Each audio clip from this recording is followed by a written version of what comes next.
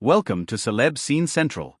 Actress and activist Laverne Cox stopped by The Daily Show to fight misinformation about anti-trans legislation with a dose of facts, a heaping helping of comedy, and most importantly, a face beat to the gods.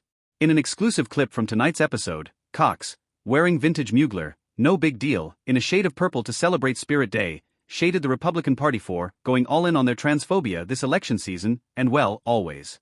The Republican Party has been working overtime to pass anti-LGBTQ legislation around the country, particularly targeting trans youth, despite a glaring lack of evidence of any threat they pose. As part of campaign advertising, the GOP has doled out $65 million since the beginning of August on anti-trans TV ads, leaving Cox to ponder, do you know how disappointing it is for someone to finally spend $65 million on me, and it's for this crap? I didn't want hateful attack ads. I wanted a house in the hills with 6 walk-in closets.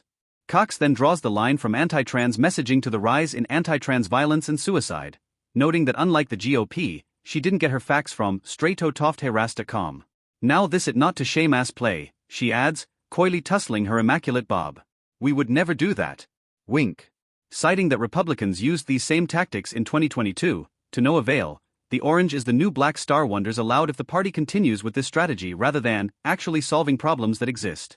Yeah, she concludes, that is the reason.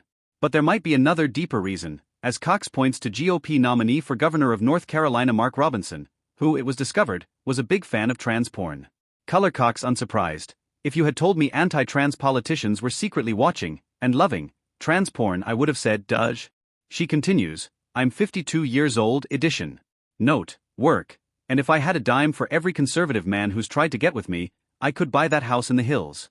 We love a callback. Complete, no doubt, with the 6 closets full of those men.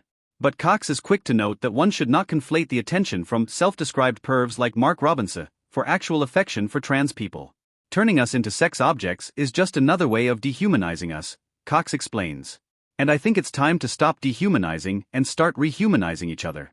She follows her own example by addressing a message to Robinson, praising his ability to type very astutely with only one hand. As if that read wasn't enough, Cox pulls out some receipts in the form of a map that shows the top searches for trans porn are all in red states. We see you, Cox concludes. We see all of you. All we ask is that you see us too. And that you pull your damn pants up.